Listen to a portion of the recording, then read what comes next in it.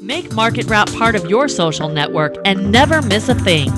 Welcome back, everyone, to Market Wrap. I'm Mo Ansari, president of Compact Asset Management, and today on our guest line is a legend and an icon of the financial industry. On our guest line right now is Mr. John C. Bogle, president of Bogle Financial Market Research Center at the Vanguard Group and author of Common Sense on Mutual Funds. Mr. Bogle is also founder of the Vanguard Group, one of the two largest mutual fund companies in the world. In 2004, Time magazine named Mr. Bogle as one of the world's 100 most powerful and influential people, and Institutional Investor presented him with its Lifetime Achievement Award. Mr. Bogle is recognized as a pioneer in the mutual fund industry, having founded the first index fund, the Vanguard 500 Index Fund, back in 1975. Mr. Bogle, welcome back to Market Wrap. Always good to be with you, Mo. So many people, we have to look at this, and you invented index investing. Now we've got all these ETFs. What do you think of these ETFs? Are they going to take away from mutual funds, and are they going to change the landscape of investing? Well, that's a great question, and the first thing it's important for your listeners to understand is an ETF is a mutual fund. There's no difference, except in the ETF case, you can trade the fund all day long. And my own view, deeply held, is trading mutual funds all day long is a total loser's game. What's really the point? Focusing on the short term, guessing on what the market does from hour to hour, or from minute to minute for that matter, is simply not an intelligent way to invest. What ETFs do bring to the table is an ability to buy an index fund at rock bottom prices, and they also bring that, which is very good, but they also bring to the table something that is not very good, and that is they have so many indexes and types of indexes and investment strategies. You know, you can go up twice as fast as the market in one of these ETFs, and you can go down twice as fast. If you think the market is going, if you're betting the market is going down, you can go short, and you'll make twice as much as the market in some of them. There's even one out that I think will go up and down to 3 times as much as the market. And I think those things are real losers' products, a word that I don't much care for. But if you want to, through your ETF, buy and hold the total stock market portfolio, which is one of Vanguard's funds, and other people have them too, I should quickly say, or the S&P 500, or the total international index, or the total emerging market index, that's an intelligent way to invest, and every bit as smart as owning the funds directly. But unfortunately, of 700 ETFs, only 15 of them, counting the bond market funds, which I didn't mention, are in that long-term category. Mr. Bogle, for the last decade, we have been in what is being called a secular bear market. You have been a big proponent of the buy and hold strategy. People who, when we're in secular bull markets, it works great. We're in secular bear markets, people can be in for 20 years, and 20 years later, they're down, and when you adjust for expenses and costs and inflation, they could be down 20, 30, 40, 50%. 10 years later. Do you still think that the buy and hold strategy is still the way to go? Or do you think that people need to make adjustments along the way? I'm not talking about day trading because I believe that is a loser's game, as I would use your word there. But do you think people need to make adjustments, and how often should they be made? Well, let me make 2 important definitional distinctions. Okay. One, when I say buy and hold, it means buy and hold an investment portfolio that is in which holdings are in both stocks and bonds. And in the last decade, the typical bond market index or bond market index fund went up probably 65%. That's a little around 5 3/4 to 6% per year. And the stock portfolio went down about 1% a year. A really poor decade for stocks after 2 magnificent decades. What else is new? The bad follows the good. So buy and hold the portfolio, but make sure your asset allocation is okay. And the other thing is the reality of investing. All of us investors, as a group, are buy and hold investors.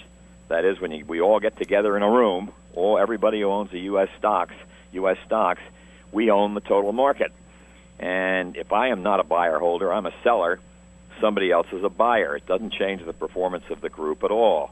So the question is, can you outsmart the group? And the answer is, not nearly as easily as you think, and only in the most infrequent of cases. The odds are against you when you think you can pick or trade over winners, simply because of the cost of holding the market portfolio. So the index fund actually outperformed in round numbers, probably 70% of the equity of the individual equity funds, mutual funds over the last decade. Right. Not a great return. Time Magazine called it a decade from hell. Right. But still, that's the way the markets are. They're spasmodic. They give you gains, and then they take those gains away. So buy and hold for the very long term over an investment lifetime. Just recognize as one of the first fundamental principles that I indicate in Common Sense on Mutual Funds in this 10th anniversary edition, and that is time is your friend. Mr. Bogle, you have been doing this and you've been seeing the financial industry for 5-6 decades now. We are talking about financial regulation and regulations that should change. Do you think one of the simplest ways we can fix some of this stuff is by having everybody put out an audited track record like there is? If an investor goes and looks at a mutual fund, says, okay, this is what it has done over the last 10 years or 5 years, and this is what it did in the good times, this is what it did in the bad times. I can do this, plus or minus. It doesn't mean it's going to do it in the future, but it gives them some idea. Do you think all advisors and brokers should have to do so, where they can make a simple rule that here's what I did with my clients, this is what I put them in, this is what I took them out of, this is what I did, or whatever they did, this is what the end result. And if we have that, the consumer could be much more informed and they can make informed decisions. Well, I can't disagree with you. Of course, the managers ought to, and the fund managers and the individual managers ought to have a clearly stated showing their record each year during the period, how much they did in market ups and how much their returns were in market downs. But unfortunately, the past is not prologue. Investors have to get out of their heads the idea that because the fund did well in the past, the fund will do well in the future. If you look, for example, I don't mean to be unkind, but if you look at Fidelity Mountain Magellan Fund, it is to this day one of the best performing mutual funds of all time, but it's gone nowhere. It's gone backward in the last 15 years. So what are you going to believe, the long-term record or the short-term record? What's it going to do in the next 15 years or 20 years? We just don't know. So that's a serious problem that we have behaviorally, because we think it's like, if you have an operation, you're going to go to the best doctor. It doesn't work that way in the investment business because the past is not prologue. But if the other thing that I think you just have to understand is the returns that funds report are not the same as the returns their investors get. Because people, given the fact they have this performance-chasing behavior, put money in a fund after it's gone way up, right. And when it disappoints them, as it inevitably does, then they take their money out when the fund is down. So for virtually all funds with decent performance records, if you have a terrible performance record, of course, you don't get the kind of cash flow in and out, but all funds with decent, let's call them, reasonably average or above average performance records, the returns earned by investors are something like 3% short of the returns earned by the funds themselves, which are in turn 2 or 3% short of the returns earned by the market. Right. The statistics are very daunting. Mr. Bogle, I have to ask you this question, and now I'm going to ask it. I don't know if I'm going to get an answer. Where do you think we're headed in the next couple of years as far as the market and the economy is concerned?